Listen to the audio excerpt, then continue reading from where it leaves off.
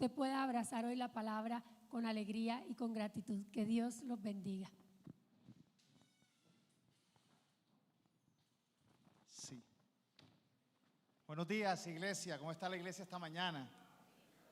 Dile al que está a tu lado, hoy es un día para honrar la presencia de Dios. Estamos en la celebración de las primicias. Y la primicia realmente es aprender un principio básico de adoración. Pero porque sea básico, no quiere decir que sea algo sin importancia. Por el contrario, el hecho de que sea básico es fundamental. Que nosotros entendamos cómo honramos a Dios. Y por eso el título de la enseñanza de hoy es lo que significa la primicia. Dice, honraré a Dios con lo primero y lo mejor. Yo quiero que tú repitas eso. Honraré a Dios con lo primero y lo mejor. El Señor espera que nosotros lo honremos, pero para honrar se necesita hacerlo con lo primero y con lo mejor. Uno honra con la actitud. No sé si de pronto tú has recibido algún regalo, alguna invitación que en vez de honrarte ha sido deshonroso. A veces hay gente que hace regalos con una actitud que uno dice, no, pues ¿para qué regaló? Pues ¿para qué invitó? Hay gente que de pronto con su propia actitud mezquina, ofende. Hay gente que dice, pero ¿y este por qué me regaló esto tan feo? ¿Y este por qué me dio esto que ni me queda? ¡Qué mal gusto! Se desencartó. Necesitamos nosotros entender que ¿cómo podemos nosotros adorar a Dios? Obviamente con obediencia. Pero esa obediencia nace de un corazón que quiere honrarle, de un corazón que tiene una actitud de honra, de darle el primer lugar, de dar lo primero y de darle lo mejor. Pero el enemigo ha venido sembrando mezquindad. Hay mucha gente que es mezquina y obviamente con las cosas de Dios. Da lo que le sobra, da el billete más feo, la actitud más fea. Lo de Dios parece que fuera como obligado. Y realmente Dios, que conoce las intenciones profundas de nuestro corazón, Él retribuye, Él recompensa de acuerdo a lo que hay en nuestro corazón. Por eso nosotros no podemos tener una actitud menor a esto. Honraré a Dios con lo primero y lo mejor. Si nosotros tenemos eso claro, nos podemos ir tranquilos porque entendimos el principio.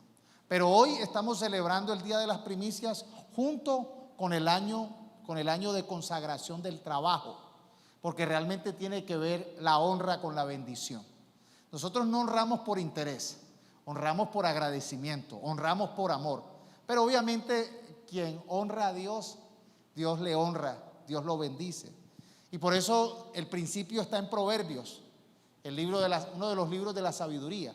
Proverbios capítulo 3, versículo 9 al 10 dice, honra al Señor con tus riquezas, con lo que tienes, con tus recursos. Honra al Señor con tus riquezas y con las primicias de todos los frutos. Así, oiga bien lo que dice, así o como consecuencia de, así tus graneros estarán llenos con abundancia y tus lagares rebosarán de buen vino. Los graneros son estas construcciones. Recuerden que la economía, la producción de Israel en esta época era agropecuaria.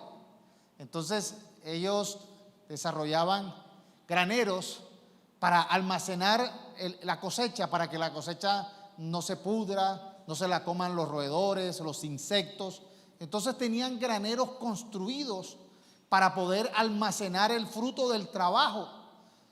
Y resulta que la bendición o la promesa de que Dios va a llenar los graneros es como resultado de la honra a Dios con lo que tenemos y de la honra a Dios con las primicias. Y como vuelvo y digo, la primicia tiene que ver con lo primero y con lo mejor. Y los lagares eran los lugares donde se pisaba el vino o se pisaba la fruta para hacer el vino, para hacer el aceite. Estarán llenos de vino nuevo. Y muchas veces nosotros a final de año, nosotros somos de ciclos anuales. Cada uno de nosotros tiene una contabilidad anual. La DIAN es anual. Entonces nosotros generamos todo un tema anual, cerramos los ciclos económicos, administrativos a final de año, y este es un año donde inicia, pero como cantábamos hoy y como ustedes han visto, el propósito del servicio de hoy es honrar a Dios para que Él vaya con nosotros, para que Él vaya peleando nuestras batallas, para que Él vaya abriendo puertas, porque muchas veces muchas personas no quieren que Dios vaya de primero, sino quieren que vaya atrás. No quieren que Dios vaya conduciendo, sino que Dios vaya de copiloto. Y muchas personas organizan sus planes, sus propósitos sin Dios. Se meten en proyectos donde no está Dios, y por eso la Escritura dice: en vano vela la guardia si Dios no cuida, y en vano construyen los constructores si Dios no edifica. De nada sirve que nosotros hagamos planes, que creamos que la tenemos toda resuelta, que seamos muy inteligentes en los detalles, si no tenemos el detalle más importante: si Dios no va con nosotros, no hay nada. Jesús dijo: separados de mí, nada pueden hacer, pero pegados a mí, dijo, darán mucho fruto, fruto abundante que el Padre quiere que demos. Entonces nosotros estamos actuando no en el capricho personal o en la ambición personal, sino que Dios quiere que cada uno de nosotros sea fructífero. Dios nos creó para ser fructíferos, para que cada uno desarrolle al máximo sus habilidades, sus propósitos, sus talentos. Dios espera eso. Esto no es teología de la prosperidad. Realmente Dios espera eso, porque lo demostró de muchas maneras.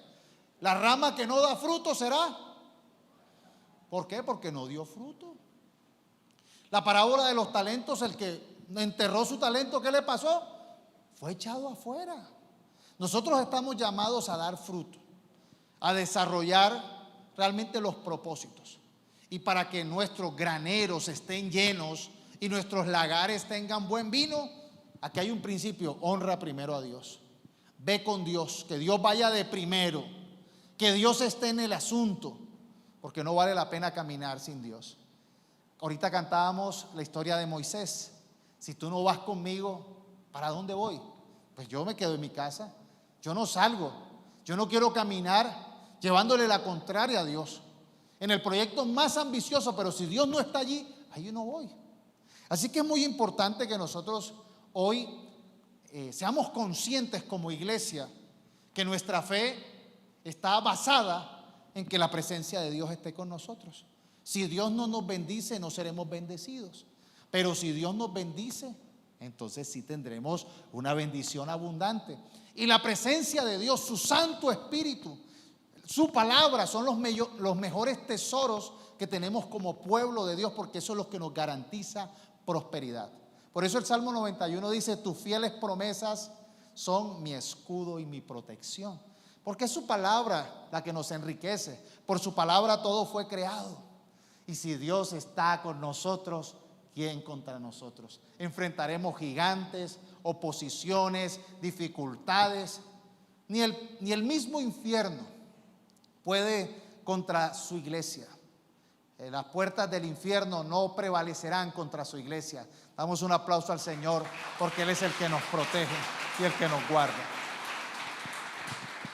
Pero es importante que entendamos que a veces hay graneros vacíos, hay lagares vacíos. Cuando vemos uno de los grandes profetas del Antiguo Testamento, Samuel, cuando vemos el primer libro de Samuel, habla el capítulo 1 y el capítulo 2 de dónde vino Samuel. Y Samuel vino de una mujer, de su madre, llamada Ana, que era una mujer que tenía un granero vacío. Era una mujer que tenía su lagar vacío. Esta mujer estaba casada con un buen hombre, tenía todas las actitudes, todo el deseo de ser una buena madre, de ser una buena esposa, pero era estéril. ¿Qué se puede hacer cuando uno dice: yo quiero, yo anhelo, pero hay esterilidad? Y esta mujer deseaba tener hijos, pero no podía porque era estéril. Tenía el granero, tenía la disposición, tenía toda la preparación, pero no podía hacerlo, no podía alcanzarlo. Había llevado ofrendas, había estado en la presencia de Dios, hasta que un día, llena de su frustración, de su amargura, fue al templo. Y estaba tan acongojida, estaba tan dolida, que empezó a pedirle a Dios, a llorar en medio de su amargura. Probablemente gesticulaba, quién sabe cómo era su gesto. Y el sacerdote interpretó que estaba borracha. Y le dijo: ¿qué son estas horas para estar borracha? Dice: no, yo no estoy borracha, yo estoy desamargada. Tenía vacío su granero y estaba llegando a honrar a Dios en el templo. Entonces el sacerdote dijo: que Dios conceda y haga conforme a tu petición. Y esta mujer hizo un acto de fe. Y la primicia, la fiesta de la primicia, son actos proféticos de fe. Por eso a Dios le agrada esto. Hoy es un día maravilloso. Usted no sabe lo que estamos haciendo hoy. Bueno, sí lo sabemos porque estamos aquí haciéndolo, pero hay cosas que en lo natural no se pueden explicar porque estamos actuando en lo sobrenatural. Caminamos en lo natural y Dios nos bendice en lo sobrenatural. Y Ana no tenía nada. Tenía su granero vacío, su lagar vacío. El lagar, el vino es relacionado con la alegría, con el gozo, con disfrutar. El buen vino, la buena sidra, con el lujo, con poder disfrutar, no sé, cuando uno habla de vino, habla de integración familiar, de fiesta. Recuerden que Jesús multiplicó el agua en vino. ¿En dónde? En una fiesta. Siempre tiene que ver como con uno celebrar. La celebración tiene que ver con el vino, con el lagar. Pero no había vino y no había, tampoco estaban llenos los graneros. Esta mujer era estéril. Pero ella empezó a clamar a Dios y en su oración dijo: Señor, yo hago un pacto, una promesa contigo. Si tú me das un hijo, ese primer hijo, esa primicia, yo la entregaré para que te sirva en el templo. Y ese fue el inicio del gran profeta Samuel. Fue el resultado de un obrar milagroso, pero de una mujer que tuvo fe, que entendía que aunque las circunstancias humanas digan no, Dios obra en lo sobrenatural. Y con ese obrar sobrenatural, ella puso su parte, que era desprenderse de su hijo para que le sirviera. Y Dios usó ese hijo como el gran siervo Samuel. Fue líder del pueblo de Israel, fue el que nombró los primeros reyes de Israel.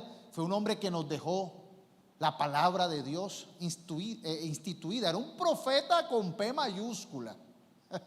Era un profeta del Antiguo Testamento, que tenía la capacidad de lo que él decía era absolutamente palabra de Dios. Imagínense.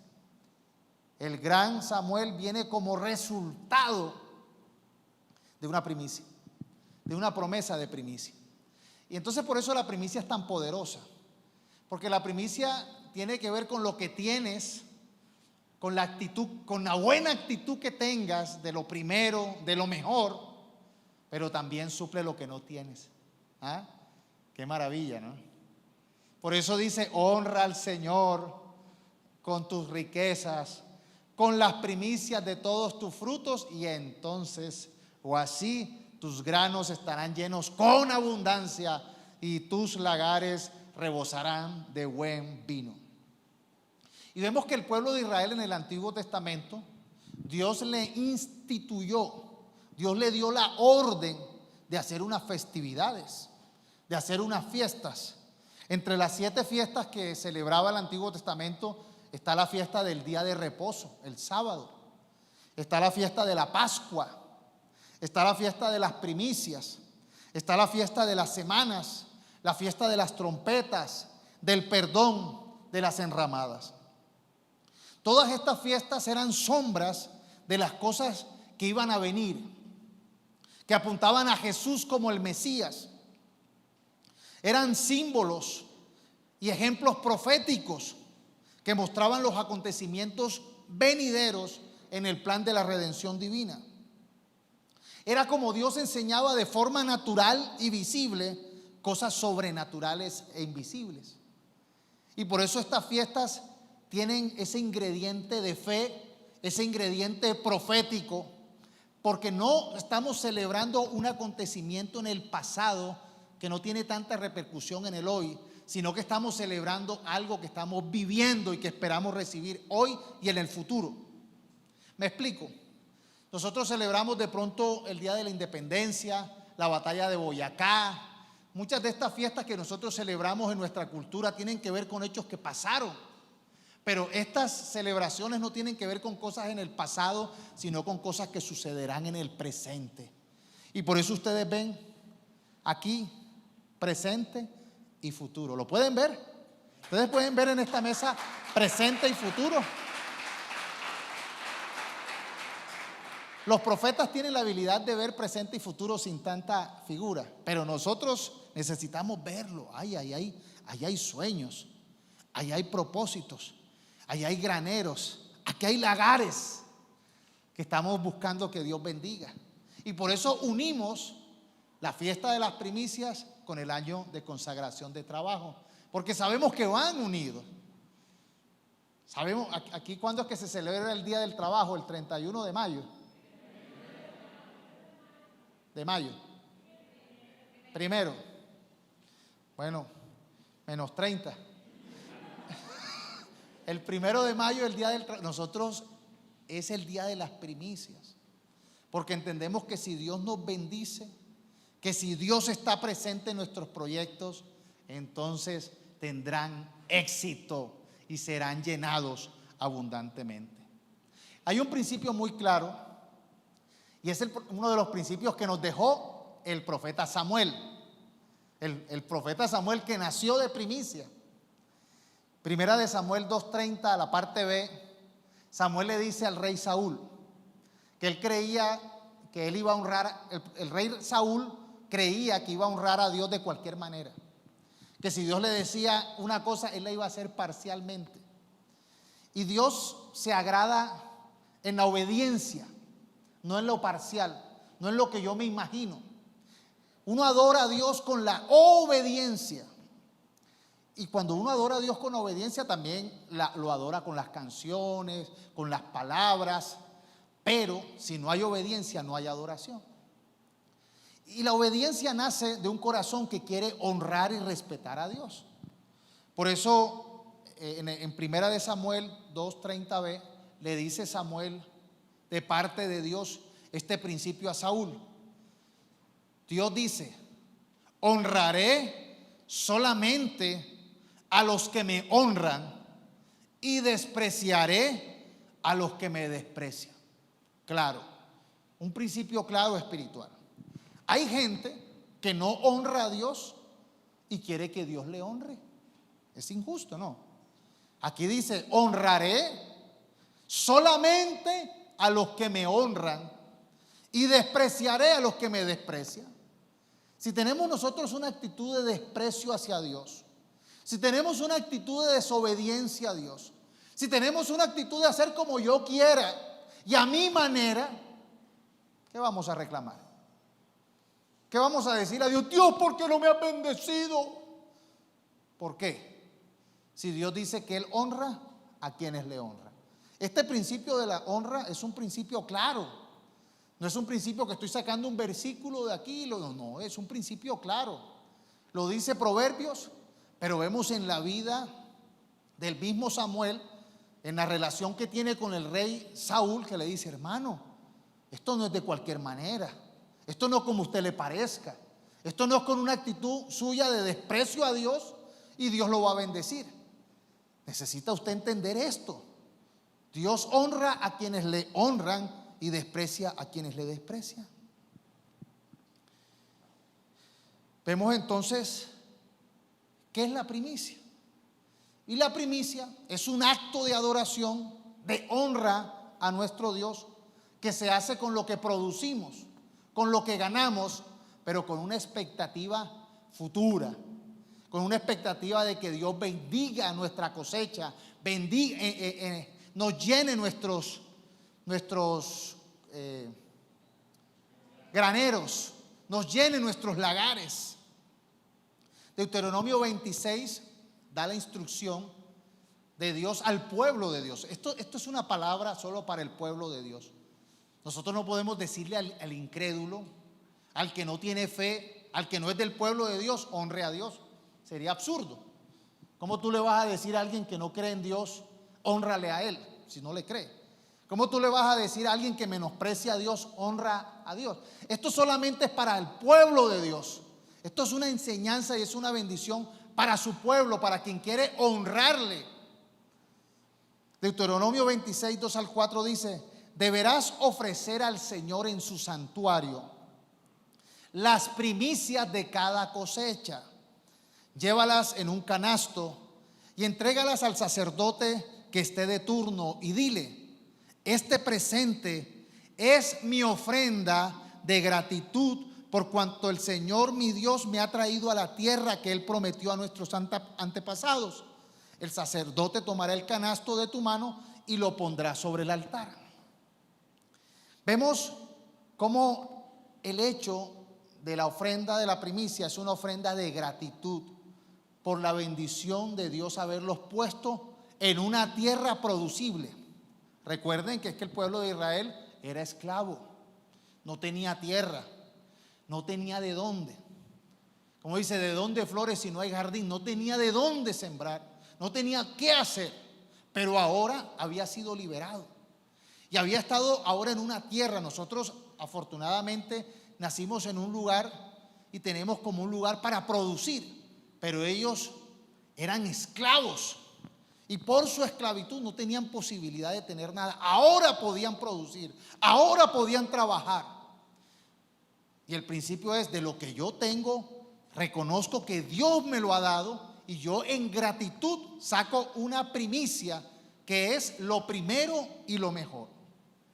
En hebreo la palabra primicia tiene dos términos: bikurim, que significa primeros frutos, y reshit, que es la parte principal o lo mejor.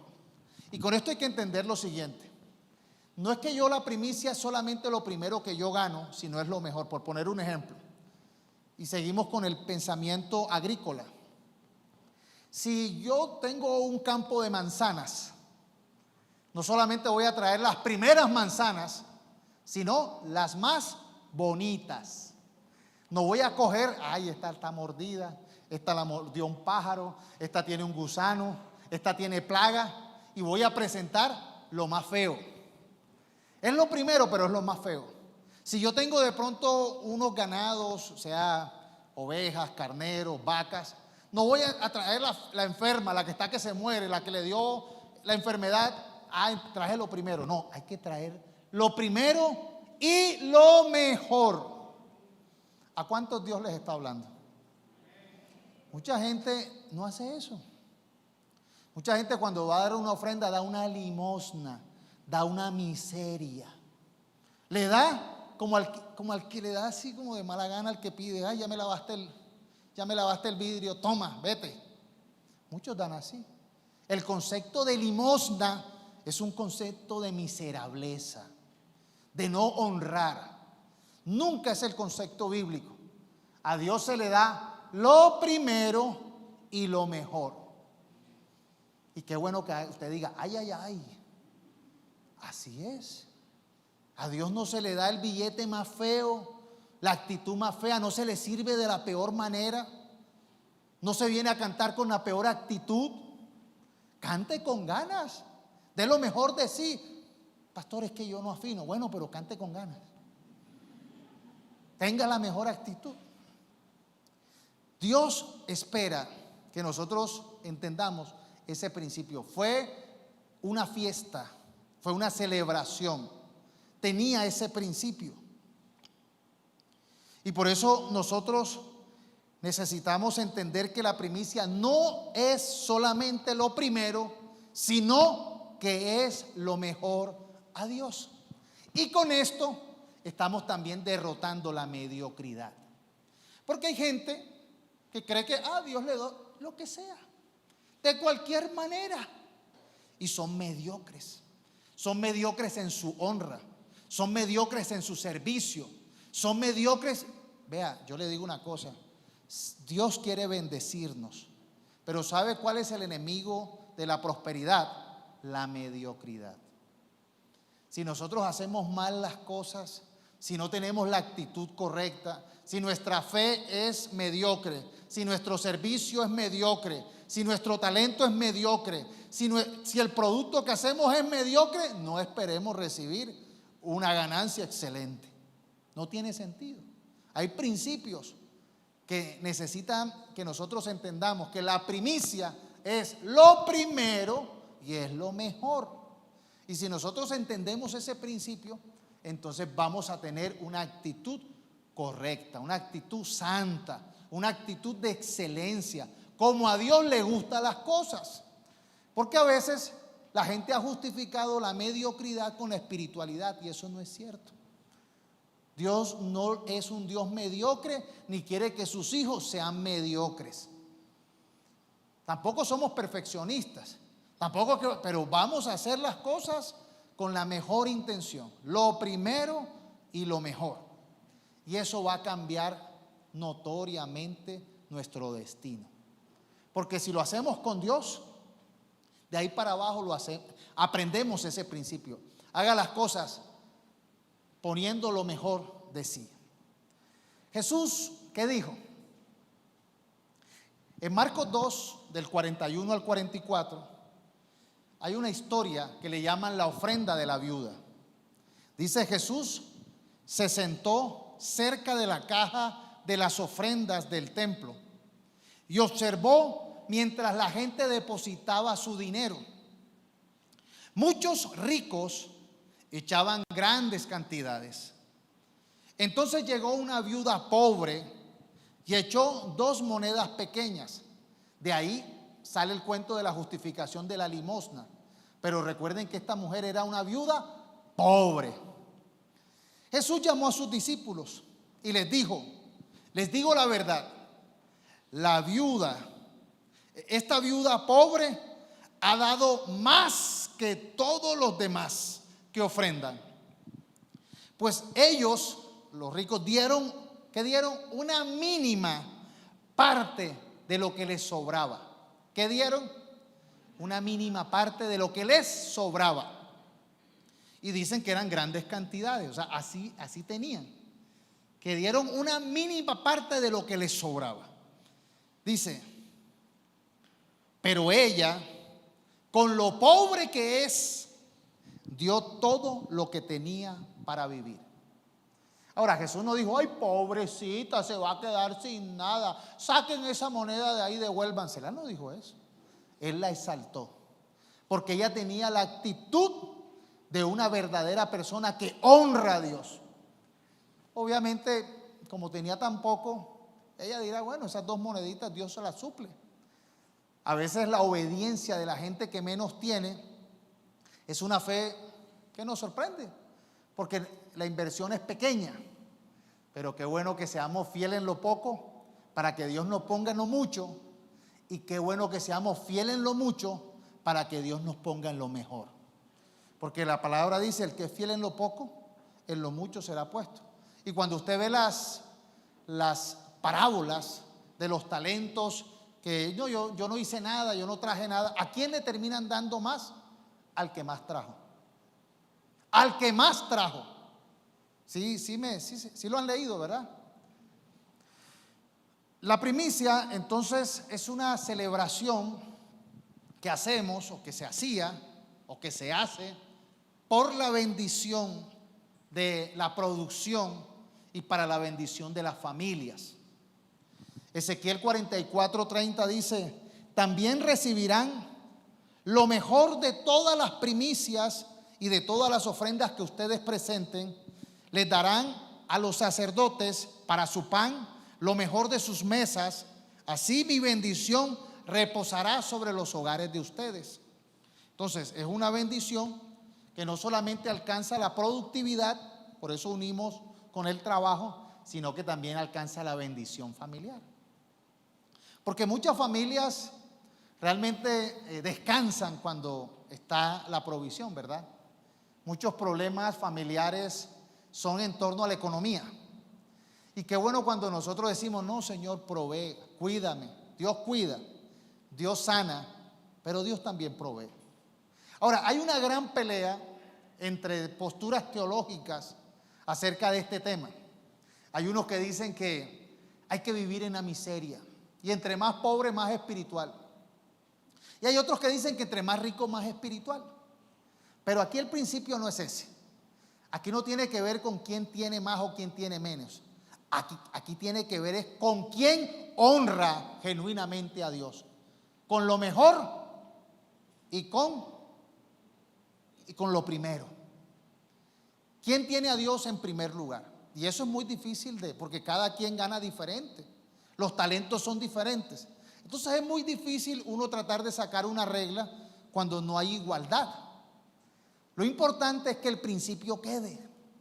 Honra a Dios con lo primero, que Dios sea lo primero y con lo mejor. De lo que tú tienes, de lo que tú eres. Y allí entonces vendrá una bendición de Dios. Recuerdan que no todo el mundo es igual. Algunos ya tienen unos pasos adelantados, otros tienen más atrás, unos están comenzando, otros son más viejitos, unos tienen más, otros tienen menos, pero no importa. El principio es honra a Dios con lo primero y con lo mejor, y Dios te bendecirá de manera sobrenatural. Lo tercero que nos habla, que nos enseña la primicia, es que la primicia nos ayuda a vencer el ego. Qué bendito ego, qué bendito problema, por no decir una palabra negativa. Pero el ego no es bendito. Dios nos ayuda a vencer el ego. ¿Por qué? Porque es que las primicias no son para nosotros. ¿Para quién son las primicias? Para Dios. Pero a nosotros nos encanta disfrutar las primicias, comernos las primicias. Queremos que nosotros recibir lo primero y lo mejor es para mí. Santiago, la carta de Santiago, capítulo 1, 18 dice: por su propia voluntad, por la voluntad de Dios, Él nos hizo nacer por la palabra de verdad. ¿Para qué? Para que fuéramos como primicias de su criatura. Y dice la NBI: por su propia voluntad nos hizo nacer mediante la palabra de verdad, para que fuéramos como los primeros y mejores frutos de su creación. Tú y yo no estamos destinados para comernos o recibir la primicia, sino estamos destinados para hacer la primicia, para hacer lo primero y lo mejor. ¿Cómo podemos nosotros agradar a Dios? Dios no necesita plata, Dios no necesita comida, Dios no necesita compañía. Como algunos dicen: ay, Dios está solo, Dios se quedó esperando allí que usted llegara a orar, está llorando, vaya y búsquelo. Esas son ideologías humanas de un Dios chiquito, de un Dios débil, de un Dios dependiente, de un Dios depresivo. Ese no es Dios. Realmente nosotros necesitamos entender que Dios nos ha creado por su palabra para que seamos lo primero y lo mejor, para que nosotros desarrollemos una actitud de primicia, de excelencia.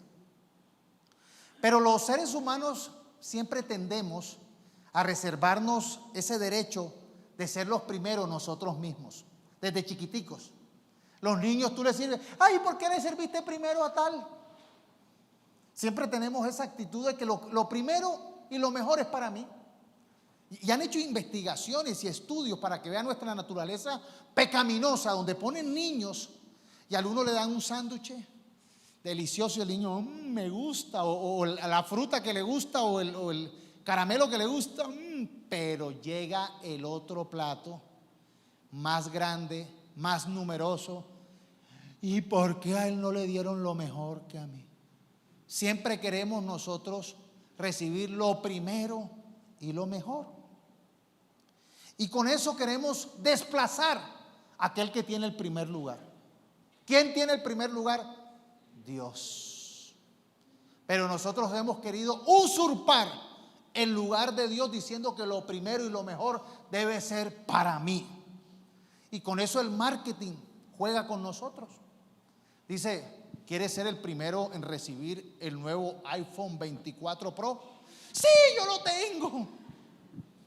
Tienes que pagar un poco más. No importa. ¿Quieres ser el primero en ver la película El Encanto 2? Sí, yo me la vi de primero. Hay un orgullo tonto donde el marketing nos quiere poner de primero. ¿Quieres estar adelante en la fila? Sí. Tienes que pagar un poco más. Ahí lo pago. El marketing entiende que nosotros queremos ser lo primero y lo mejor para nosotros. Y eso es una actitud pecaminosa. Eso viene desde la caída. Porque esa fue la estrategia, eso es muy antiguo. Esa fue la estrategia de la serpiente antigua. ¿Recuerdan lo que le dijo la serpiente antigua a Eva? Génesis 3, 4 al 6. Pero la serpiente le dijo a la mujer: no es cierto que van a morir. Dios sabe muy bien que cuando coman de ese árbol, vea, un árbol que la primera cosecha no se la ofrecieron a Dios, porque ese árbol, la primera cosecha se la comió Eva y Adán. Que cuando coman de ese árbol se les abrirán los ojos y llegarán a ser como Dios. ¿Cómo querían ser? El primero. Querían ser como el primero. Llegarán a ser como Dios, conocedores del bien y del mal. La mujer vio que el fruto del árbol era bueno para comer y tenía buen aspecto y era deseable para adquirir sabiduría. Así que tomó de su fruto. ¿Y quién fue la que comió primero? Ella. El hombre comió de segundo. No sé, lo dice la palabra. El que lo entendió, lo entendió. No todo lo primero es para ustedes, mujeres. No todo lo mejor es para ustedes, mujeres. Por favor, entiéndanlo. ¿Por qué vas a la iglesia? Tanto tiempo que duras orándole a Dios. ¿Qué haces allá metido? Oiga, gloria a Dios. Si tiene un buen hombre, un buen siervo, que primero es Dios. Usted no es la primera. Ella comió primero del fruto. A veces nosotros tenemos esa tendencia. Es que yo soy. ¿Quién es la más importante en tu vida? No, tú eres la segunda. Primero es Dios. A veces queremos ser el primero. No podemos caer en ese error porque fue el engaño con que la serpiente sedujo al ser humano. Querer ser el primero. Dios es el primero. En estos días, ayer precisamente, estaba haciendo unas compras, estaba en un centro comercial aquí averiguando unos temas de tecnología y me llama una persona que yo no identifiqué el número, llorando. Ay, pastor, usted no se acuerda de mí. Yo nunca he ido a la iglesia, pero yo llevo años que la llamo. Me llama una vez al año, siempre con una historia igual. Pastor, estoy sufriendo. Sí, dígame. Pastor, necesito que me oiga. Ya estoy un poquito ocupado. No, necesito que me escuche. Yo, la situación era así. Yo, sí, bueno, dime, ¿qué pasa? Ya yo sabía que esa historia me llama una vez al año. He dicho, venga a la iglesia, nunca viene, no tiene tiempo. Una conversación nunca tiene, todo es así. Pastor, es que Dios no me escucha. Dios no me escucha. Dios no me habla. ¿Usted sí se acuerda de mí? Bueno. Sí, pues no me acuerdo todos los detalles, pero usted sabe que yo tengo una relación. ¿Cómo fue que la palabra como dolorosa, como sufriente? Sí, era una relación muy difícil, pastor. Y yo le pido a Dios y Dios no me la arregla. Entonces yo me acordé que yo le he invitado varias veces a la iglesia, que no tiene tiempo. Yo le dije lo siguiente: ven acá, ¿no será que Dios sí te está hablando, sino que tú no quieres obedecer lo que Dios te está diciendo? ¿Estás dispuesta a buscar a Dios? ¿Estás dispuesta a ir a la iglesia? ¿Estás dispuesta a escucharle a Él? ¿Estás dispuesta a hacerle caso? Me colgó. Creo que no. Así nos pasa. Muchas veces, ahí viene el cuarto punto, caemos en el engaño de usurpar el primer lugar. de querer tener el primer lugar con Dios. Dios, haz mi voluntad. No voy a la iglesia si no haces lo que yo te digo. Es a chantajista. Y esos chantajistas lo hay en todas las religiones o en todas las visiones de cristianismo. Quieren es que ellos ser los primeros. Y ellos son los que le dicen a Dios cómo es que son las cosas. Oiga, qué arrogancia. Entonces le hacen rebeldía, le hacen pataleta. En Navidad, cuando hacen el pesebre, le secuestran el niño Dios. Y hasta que no lo sueltan. Muy colombiana la práctica. Imagínense. Pero Dios no come de eso. Esos son autoengaños. Esos son blasfemias, equivocaciones personales, desviaciones humanas que muestran en nuestra condición pecaminosa. Y queremos ocupar el primer lugar. Y sabes, hay que tener mucho cuidado de no ocupar el lugar de Dios. Ninguno de nosotros está llamado a ocupar el lugar de Dios. Yo soy un siervo, ahorita hablaba de que traiga sus primicias al sacerdote que esté de turno. Yo soy un siervo, un sacerdote pasajero, pero esta institución que es la iglesia permanecerá para siempre, hasta que Él venga por su iglesia. Nosotros somos pasajeros, pero nunca deberíamos, Dios nos libre de tomar el lugar de Dios, de ejercer el dominio sobre alguien como si yo fuera Dios. No, jamás. El día que mi pareja, mis hijos, la congregación me ve a mí como Dios, me convierte en un ídolo. Y Dios aborrece los ídolos. No me haga esa maldad. Yo no soy ídolo de nadie, ni nadie es ídolo para competir con Dios. Dios es uno y Él merece toda la honra. Y a Él servimos y a Él adoramos. Vea, es tan serio y tan delicado que el error que tuvo Satanás, Lucifer, fue ese. En Isaías 14, 13 al 15, mire lo que se habla de lo que los teólogos han deducido, que fue la caída de Lucifer.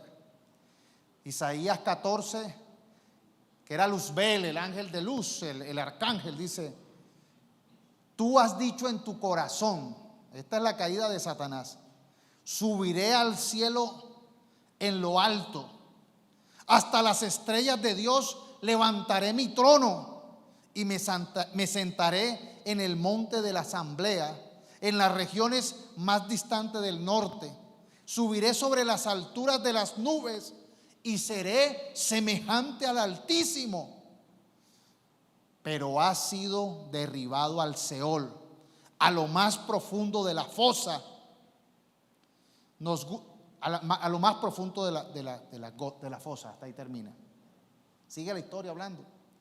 Muchas veces hay gente que le gusta, se endiosa. Yo soy un Dios. Yo soy, y esa arrogancia y esa altivez es resultado de que se parece mucho a su padre el diablo. Por eso Jesús dijo: aprendan de mí, que soy manso y humilde. Si hay una característica que debemos mantener siempre nosotros, es la mansedumbre y la humildad. Y no que, yo soy humilde porque... No, es que la humildad es algo muy digno. Humildemente humilde. Pero es vergonzosamente ser orgulloso. Porque dice que Dios, vea, incluso la mirada altiva, Dios la desprecia. El orgullo, Dios lo detesta. Al orgulloso lo mira de lejos, pero la comunión íntima es con los humildes. Así que si hay algo que necesitamos nosotros desarrollar, es esa humildad. Ahora, la humildad no es sentirse aquí soy un pobre nadie. No. La humildad no es menospreciarse. La humildad no es ponerse por debajo de que no, ¿quién soy yo? Una porquería. No, tampoco. Tampoco es ni tan arriba que se crea Dios, ni tan abajo que se crea, no. La humildad es tener los pies en el lugar equivocado. Perdón, en el lugar correcto. No, yo era para ver. Eso es falta de humildad. Me equivoqué. La humildad es reconocer, es ser transparente, es entender quiénes somos. Ni tampoco humillarnos, porque quiénes somos, recuerden lo que decimos acá: yo soy lo que su palabra dice que soy, yo tengo lo que su palabra dice que tengo y alcanzaré lo que su palabra dice que alcanzaré. Es una identidad basada en el Señor, pero entendiendo mis debilidades, siendo transparente, reconociendo que hay cosas que no sé, hay cosas que no me van a salir porque me hace falta, hay debilidades, me equivoco, el que tiene boca sé. Hay que reconocer que no nos las sabemos todas, pero que dependemos de aquel que suple nuestras necesidades, nuestras falencias y nos permite la victoria. La Biblia está llena de ejemplos de personas comunes y corrientes, con debilidades como la tuya y la mía, pero con la presencia del Dios Todopoderoso, que les daba la victoria, que los transformaba, que los instruía, que los guiaba, que los corregía. Entonces nosotros necesitamos con la primicia entender. Aquí veo que aquí hay profesionales, aquí hay personas que tienen mucho talento, aquí hay personas que están haciendo muy buenos proyectos, aquí hay personas que tienen grandes oportunidades, pero gracias a Dios. Y van a alcanzarlo gracias a Él. Y van a ser perfeccionados, van a ser cuidados, van a ser instruidos y van a ser guardados. Lo más hermoso que tenemos es que Jesús es nuestra primicia de salvación. Y para hacer Jesús la primicia de salvación, Jesús dijo en Juan 10:27, mis ovejas oyen mi voz y me siguen. Jesús dijo en Mateo 6:33, primeramente busquen el reino de Dios y su justicia y todo lo demás será añadido. Así que necesitamos nosotros entender que lo primero es buscar a Dios. Lo primero es Dios. Es asegurarnos de que estamos en una buena relación con Él. ¿Y cómo vamos a tener una buena relación con Dios? Primeramente, aceptando y recibiendo a Jesús. Jesús dijo, hay un solo camino.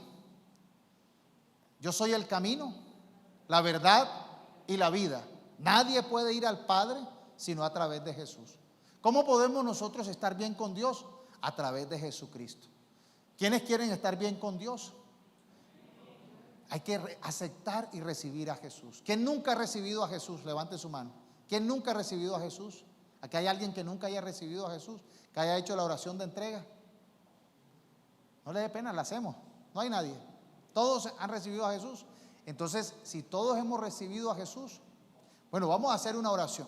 Repite conmigo y repetimos todo. Yo confieso con mi boca, creyendo en mi corazón, que tú, Jesús, eres mi Señor y mi Salvador. Yo abro la puerta de mi vida para que entres a mi vida, me transformes y me hagas una hija tuya en el caso, o un hijo en el caso del que esté hablando. Te pido, Señor, que me selles con el Espíritu Santo. Amén. Ya Jesús, ya lo reconociste públicamente, ya tienes una buena relación con Jesús. Y Jesús ha hecho algo que nadie puede hacer. Mire lo que dice Romanos 5:6 para que vean ese amor de Jesús que nos sorprende tanto. La carta de Romanos capítulo 5, el versículo 6 al 8 dice: cuando éramos totalmente incapaces de salvarnos, Cristo vino en el momento preciso y murió por nosotros pecadores.